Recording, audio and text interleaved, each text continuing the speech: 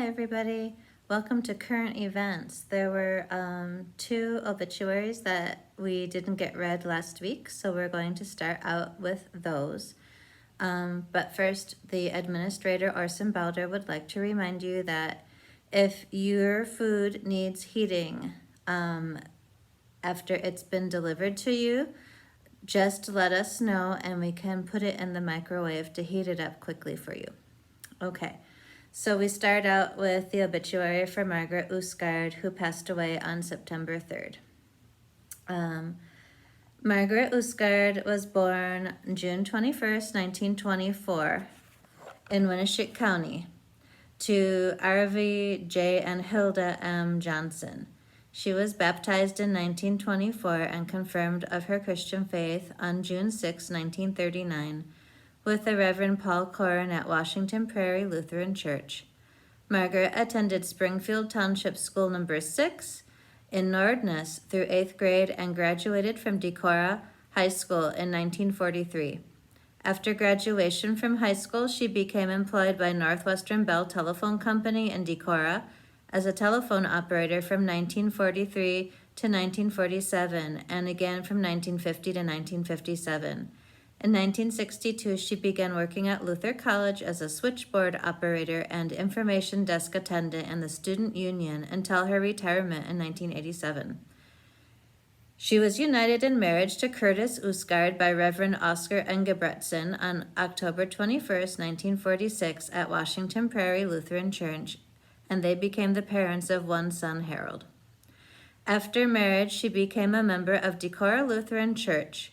She sang in the senior choir, served on various committees in the church, and was active in the church's women's circle and regularly attended Bible studies. Margaret enjoyed visiting with friends and doing crossword puzzles. Her grandchildren and great-grandchildren were a very important part of her life. And then it goes on to say when her funeral will be, and it was going to be held at a private graveside service at the Lutheran Cemetery in Decorah with Reverend Peter Kowitz officiating. Okay, that was Margaret's obituary, and now we need to find Darlene Larson's obituary because she passed away on September 8th. That was last week. Darlene Larson, 89 of Decorah, Iowa, died Tuesday morning, September 8th at Assihaugen Senior Services. Funeral services were held on Monday, September 14th at Phelps Cemetery in Decorah with Pastor Don Holmertz officiating. Darlene Alice Gregg Larson was born March 14th, 1931 in Lake City, Iowa, the daughter of Paul and Irma Brown Gregg. She attended country school through 8th grade in Lake Creek and Twin Lakes Townships and then graduated from Rockwell City High School in Rockwell City, Iowa with the class of 1949. Following graduation, she was employed in the Calhoun County Treasurer's Office. Dar was united in marriage to Bernard H. Larson on October 29, 1950 at Woodlawn Church of Christ in Lake City, Iowa. They met on a blind date and were married for 70 years. They were blessed with 2 children, Kent and Brent. Darlene and Bernard lived on the Larson home farm for 9 years and then moved to a farm in southeast Minnesota in rural Mabel in 1968. Their dream come true. Darlene was a church organist and pianist for 52 years. She taught herself how to read music. She organized a teenage girls' choir from the Newburgh, Minnesota United Methodist Church called the Newburgettes. She was also Bernard's helper in the Fields and Livestock program, which consisted of a cow and calf operation. When they decided to retire from farming, she worked as a home health aide and was also employed at Mac's Cafe in Mabel, Minnesota. In 2005, they left the farm and moved to Decorah, Iowa, then to Venium in Decorah, then to Arlen Falk Assisted Living. She became a resident of Assihaugen in June 2019. Okay, and that was the obituary for Darlene Larson. We can now go on to the Driftless Journal and see what's in there for this week, for Tuesday.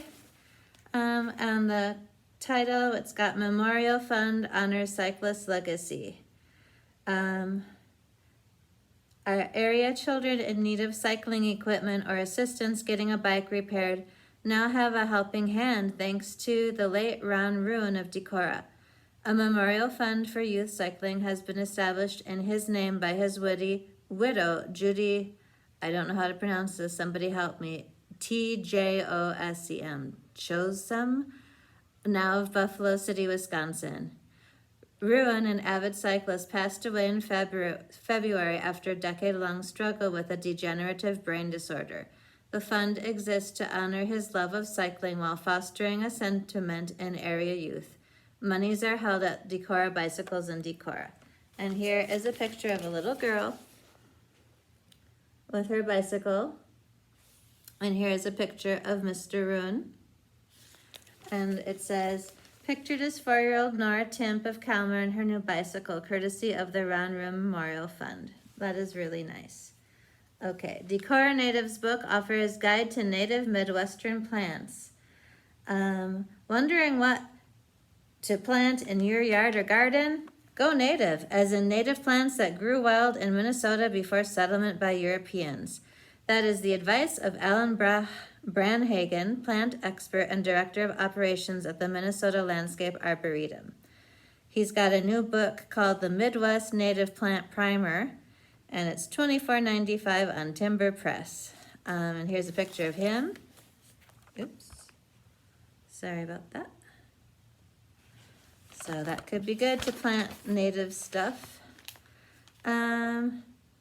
Squirrel hunting incident claims life in New Albin. DNR conservation officers responded to a fatal hunting accident at Fish Farm Mounds Wildlife Area near New Albin on Saturday, September 5th.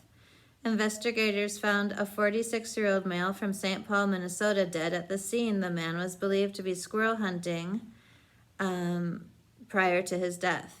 That is not a good way to go. All right. Become a mentor to area youth. It's a picture of area youth that you could mentor. It says 23 area youth are awaiting adult mentors. Youth mentoring at Helping Services has been providing area youth with mentors for over 20 years in Almaky, Howard, and Winneshiek counties. Prior to COVID-19, mentors were getting together with youth doing things like going to the movies, eating out in restaurants, baking together, and making s'mores. Now, things are a little different. Some mentors are meeting their youth in person, wearing face coverings, using social distancing, being outside when possible. Other mentors and mentees are writing letters, talking on the phone, or using video chat systems to keep in touch. One mentor recently shared, "Communication can be tough right now. I don't have a lot of contact with a large number of people right now, as I am being cautious to stay healthy. I know it's important to reach out to my mentee and to make the connection. Even though I want to reach out and give a hug, I have to be safe." All right. September 17th is Constitution Day, and Winneshiek County Democrats are going to observe it by giving out free pocket-sized copies of the U.S. Constitution. That is a good thing. Then you've got the homecoming courts from different schools. There's this one, and there's that one. The first one was Southwind, and the second one was Turkey Valley. They all look pretty cute in those outfits. The new Hy-Vee store is opening September 22nd. Okay, Echoes of the Past, Women Get the Vote, a Crowning Victory. 1920, 100 years ago today, the proclamation announcing officially that the suffrage amendment to the Constitution had been ratified was signed late last month by Secretary Colby of the State Department. Despite the hard work of the antis, it is newly established and now a fact that women of the country can vote. The states of Tennessee and Washington pushed forward the amendment at the last hour. It was reported that some members of the House of Representatives in Tennessee actually fled to Alabama, evading service in the House for the avowed purpose of preventing any legislative passage of the amendment. 70 years of struggle was at last crowned with victory. The announcement of the signing disappointed a group of suffrage workers from headquarters of the National Woman's Party who had gathered at the State Department in hopes of being present when Colby attached his signature to the proclamation. But alas, the signing was done in private and with little pomp and circumstance. An interesting side note to the suffrage story in the paper, the Decorah Republican newspaper reports one of Iowa's oldest woman residents will not take advantage of the new opportunity to vote at the coming election. Mrs. Olive Spoors, who is believed to be between 105 and 111 years of age, does not believe in newfangled ideas for old-fashioned women. All right. Well, she could have really gotten her vote to count.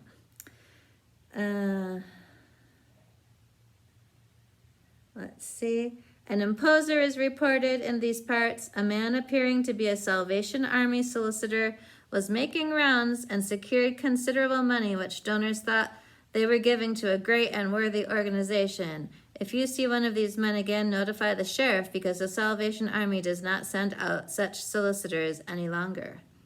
Still from 1920, the 1920 Live Fair is to be held in Waukon September 14 to 17. This entertainment program will consist of some good special free attractions on the platform, including Perrin's Midget, the Guideless Wonder, a real pacing horse that goes a mile in 2.15 without a driver, and, as in the tradition, some good old baseball every day. All right. 1930, 90 years ago, Decorah will entertain nearly 100 leading highway engineers and administrators of the world in mid-October at a luncheon here in town. Most of the dignitaries are coming from foreign countries to attend the 6th International Road Congress to be held in Washington, D.C., October 6th through the 11th. Let's see. Madison Township farmer Ellis Pilgrim has a great field of corn on his 1-acre farm. Good judges say that his corn will go close to 60 bushels an acre. Mr. Pilgrim used commercial fertilizer on the field with the exception of 10 rows, and he said there is a noticeable difference in the ears and rows. All right. Albert Pressmark and Jack Watson of Decorah were returning home on a bus from Minneapolis where they had been to the state fair. Mr. and Mrs. Nels Ramsey of Washington Prairie also were passengers. When the bus reached the town of Wanamingo, near Rochester, all passengers were witness to an airplane crash on the main street of town, with the plane striking the water tower. 3 folks in the plane were killed in the crash. That would have been something to remember. Let's see. A round-trip train ticket to Chicago from Decorah in 1930 is costing each passenger $5.85. For further information, visit the Milwaukee Road agent here. One of the best features of the Winneshiek County Fair this week and every year is when a popular young couple is united in marriage on the big platform in front of the grandstand. We understand there are now to be 16 bridesmaids, 4 maids of honor, flower girls, and a ring bearer at the upcoming public wedding. Don't miss the happy event. The wedding party has been rehearsing all week. Get your seat early at the grandstand. Wondering who will be the bride and groom? It's still a mystery, but here's a hint. The groom's wedding outfit is displayed in the window at S. Larson's clothing store for a few days before the event. All right. And the last thing we've got here is field work back in another era, with a photograph illustrating the labor of love that went into field work back in the era. There is no date on this photo, but I'm going to hold it like this so you can see these folks out in the field. All right, what do we have next? I don't know. Luther College Choir is rehearsing in the pool. Can you see that picture? Oopsies. There we go. That's kind of weird. Singing in the pool. And then here we've got some pictures from, sorry, don't know what I'm doing here. Let's see. This is from Steam Engine Days, and that's the court. And then here's a tractor. That was last weekend in Maple. And some folks in the parade. All right. It was the 103rd Steam Engine Days. Vesterheim is to be featured program on Viking TV Experience Channel. So sorry. Tune in to Viking TV on Monday, September 28th at 1 p.m. when the Vesterheim, the National Norwegian Museum and Folk Art School, presents the featured museum program of the week. And they're going to give a behind-the-scenes tour of the collection storage. Let's see. Canoe Ridge Lutheran Church is having a drive-through supper on October 14th. And you turn the page. An article on the value of mulched leaves. Homeowners who don't look forward to dusting off their rakes each fall might be happy to learn that mulching fallen leaves with a mower may be a healthier and less labor-intensive way to confront a yard covered in leaves. There's an idea that we can all get behind. All right. Geocaching, one fun way to socially distance. What's that? As summer ends and we head into more beautiful temperate weather, if anyone deserves said weather, we do, especially this year, you might try your hand at social distancing in a new way. Try out geocaching, the seeking of hidden items out and about in the world using their GPS coordinates. Oops, I'm pronouncing it wrong. It's pronounced geocaching. I mean, we don't want you to look like a pro from your first expeditions. Find out nearly everything about this activity at a website. So I guess you look for stuff using your cell phone or something else to help you find it with their coordinates. So that could be fun. Way to have fun. Okay. Decorah High School earns National Athletic Trainers Association Safe Sports Award. The program recognized high schools prioritizing and keeping athletes safe. A couple of photos. Excuse me. Here's the first one.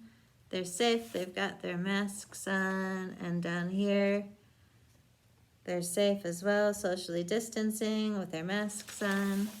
That's good. And apparently the Norsk choir from the high school is also rehearsing in the swimming pool. Who knew that the swimming pool would be used for rehearsals? And there's a ton of sports like every week. But that's going to be it for the Driftless Journal, and then we'll read the other paper shortly.